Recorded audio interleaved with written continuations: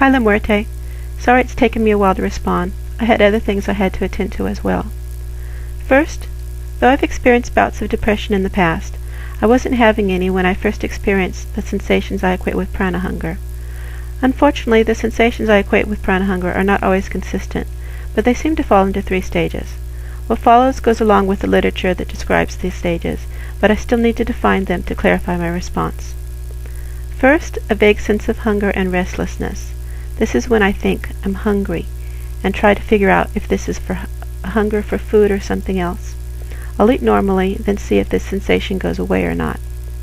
Second, increased irritability, continuing to feel hungry. I may get a slight headache. I may have difficulty focusing on tasks or even on watching TV. Sometimes in this state, I'll think I'm hungry for food, but it doesn't seem appetizing to me. This feels a lot like PMS, but the timing is wrong. It might also feel like having low blood glucose, but eating doesn't help it much.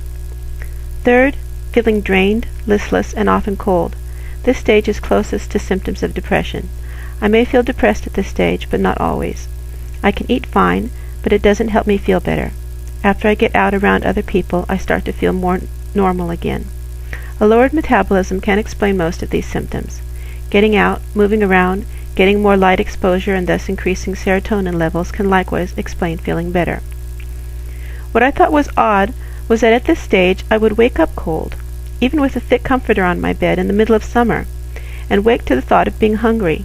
I could understand my increased irritability and thoughts of being hungry as a psychosomatic reaction during the day, but I didn't think hunger should be my first thought as soon as I woke.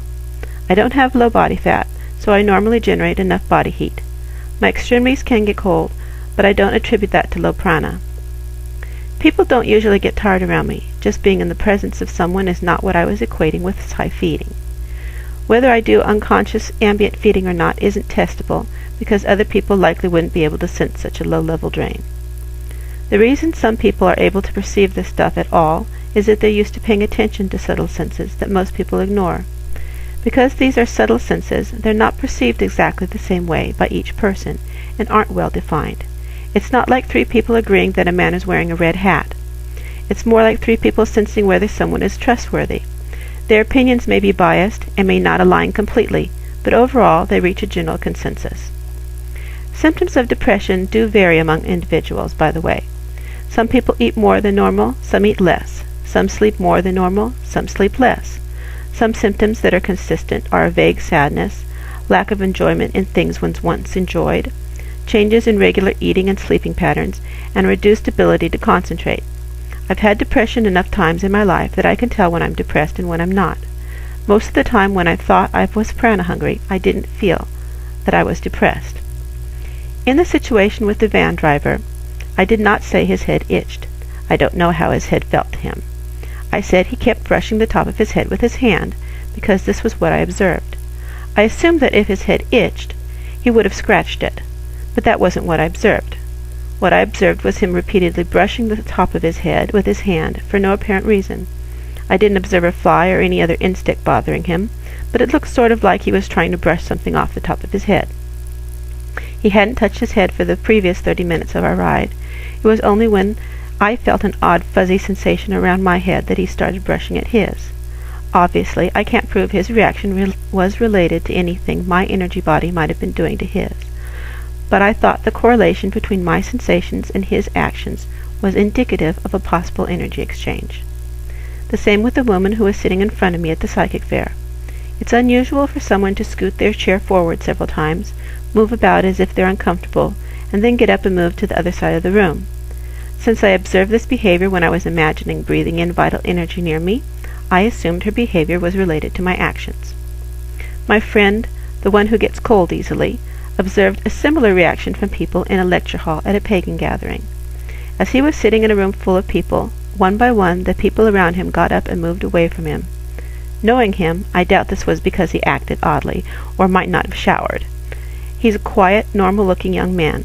My assumption is that people who are more sensitive to subtle energy are more likely to be attending a psychic fair or pagan gathering, and thus they're more likely to sense something disturbing in the presence of a psychic vampire. While I agree with you that a handful of subjective anecdotes are not objective evidence, Subjective perception is still the basis for most people's view of reality. If saying something to someone is followed by them crying, one is likely to assume that what was said touched a nerve and made the person feel hurt. If your dog wags his tail when you come home, your assumption may be that he's happy to see you. If a doorknob moves when no one is near it, one may assume a spirit is present. If one thinks of a person just before they call, one may assume they've experienced telepathy. None of these assumptions have been proven, but it's still normal for people to make them.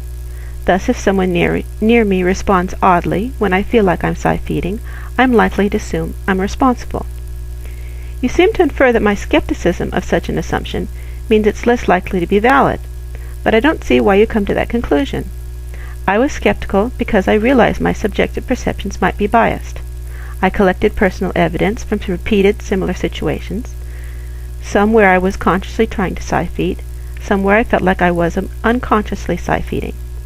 Once I had repeated examples of people acting tired or uncomfortable when I felt like I was doing this, then I decided it wasn't just my imagination. I didn't run a double-blind test under laboratory conditions, but that's not a standard most people would hold themselves to in real life. To clarify a couple of things I said that might sound like nitpicking, but are actually important. I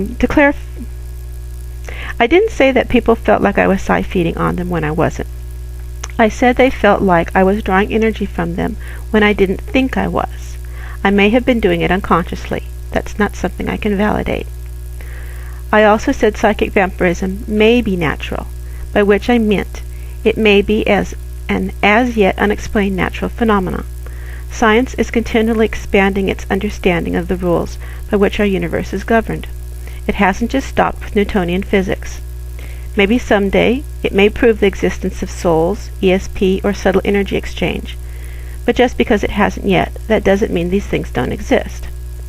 In the meantime, tests have been repeated that indicate ESP phenomena. Multiple observers of haunted houses have reported collaborating sensations.